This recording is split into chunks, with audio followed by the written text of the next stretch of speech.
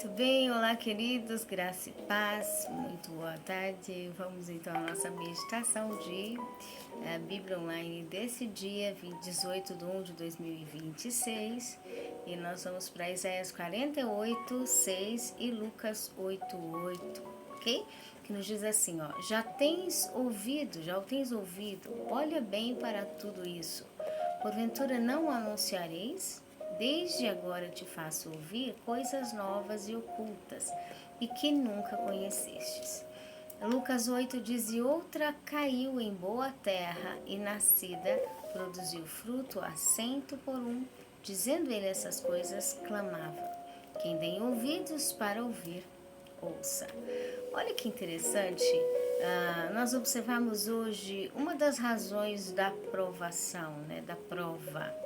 As provações, as lutas, elas, em sequência ao vídeo de hoje nós vamos entender melhor, elas existem para enfatizar bem a diferença entre o tempo do ser humano comum, nossa habilidade, nossa fase, o estado comum sem a presença de Deus e quando é Deus quem faz.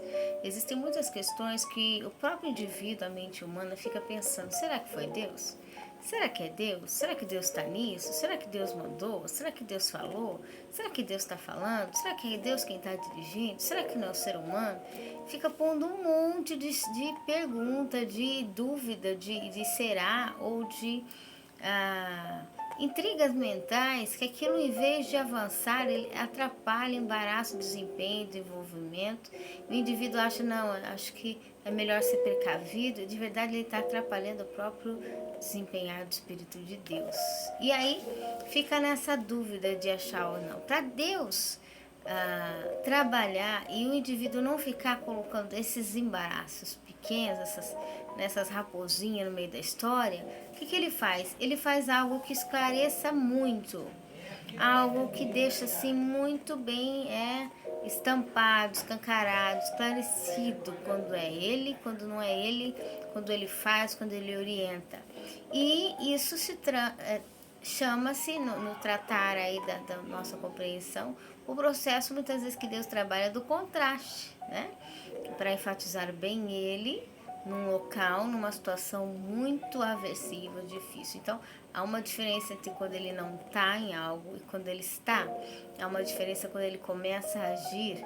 E para esse contraste ser bem declarado, muitas das vezes, como o versículo de hoje nós vamos ver, Deus tem trabalhado e Deus trabalha em lugares impossíveis, em causas impossíveis, em circunstâncias imprevisíveis, pessoas ou coisas ou áreas que a gente diz: daqui não sai nada, não dá para fazer nada, não dá para organizar nada. Daqui a pouco Deus faz algo, porque é para enfatizar a diferença entre ele e o ser humano comum, muitas vezes natural, sem a presença dele, né? E aí o versículo 48 diz: já tens ouvidos, olha bem para tudo isso, porventura eu não anunciarei? Desde agora te faço ouvir coisas novas e ocultas que nunca conheceste. Deus sempre tem coisas novas para nos falar, né? E Deus sempre tem a palavra última, como já vimos no último vídeo anterior a esse. Os planos são dos homens, mas do Senhor é a palavra final. Ele que dá o resultado final. Ele dá a resposta final e é por isso que ele tem louvor diante dos inimigos, é por isso que ele tem a essência do seu nome diante das adversidades. Ele põe o louvor dele ao final. Por quê? Porque é para mostrar bem a diferença e mostrar bem quando é ele quem faz. Agora, esse versículo de Isaías, anterior a ele, se fala assim: olha, eu estou declarando isso de antemão para vocês não terem dúvida de que se isso é coisa humana ou se isso é coisa de Deus, né? E aí ele fala: eu estou anunciando porque coisas novas que vocês não sabem. Ou seja, por mais que a nossa vista entende algo, o nosso pensamento conhece algo, a gente olha na estrutura humana e faz: isso aqui não tem mais situação, não tem mais jeito, não tem, isso aqui é assim, não tem mudança. Deus faz coisas novas que surgem do pensamento dele de poder. Deus faz, aí diz aqui: eu faço ouvir coisas novas e ocultas que nunca conheceste. Então, não tem circunstância, né, desafio nenhum que já seja determinado por consumido, destruído ao todo. Não, por quê? Porque Deus é o que tem o poder constante, Ele é o que tem a palavra final e Ele é que faz surgir coisas novas quando Ele quer mostrar, né, algo novo, oculto de algo de conhecimento dele. E aí Lucas 8:8 diz: e caiu, né, a semente em terra boa e nascida produziu fruto a 100 por um. Dizendo ele essas coisas, clamava: quem tem ouvidos para ouvir, ouça. Veja que a terra que não dava fruto, a semente ela não conseguia nascer e produzir porque a terra também ela não era boa. As circunstâncias faziam a terra difícil. E era por isso que não dava fruto.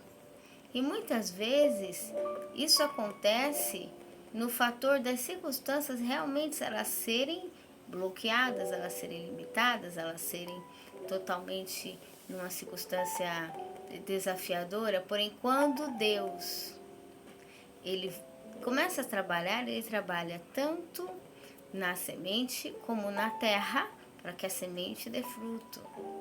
E aí ela vai para uma terra boa e produz fruto, e esse fruto permanece. Qual que é a terra boa da nossa vida? Quando nós estamos num mundo de espinhos, né?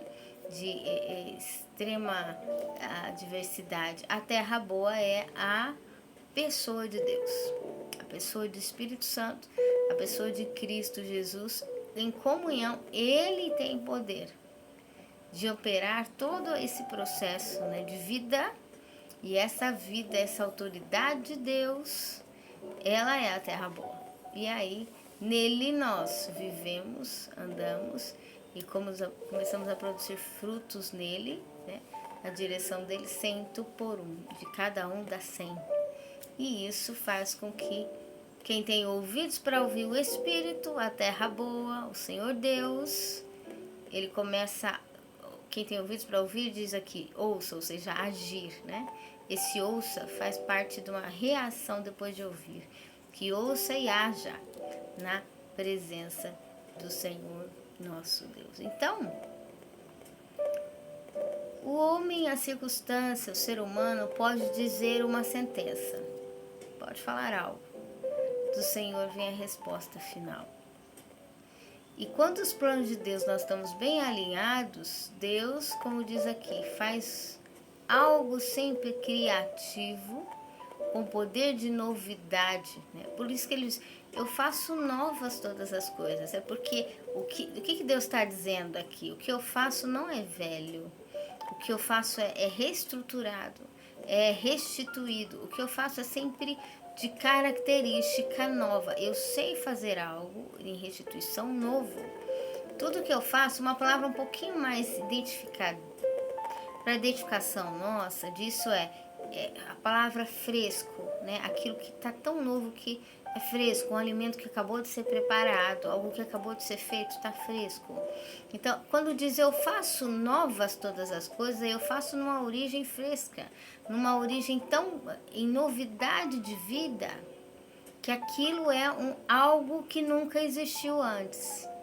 Aquilo é algo que uma vez, mesmo que restituído, nunca foi antes. Ele se torna algo novo. Por isso que ele diz, eu faço nova, um exemplo referindo ao ser humano, criatura, porque é algo que nunca existiu, está fresco, é algo novo, uma criatividade nova.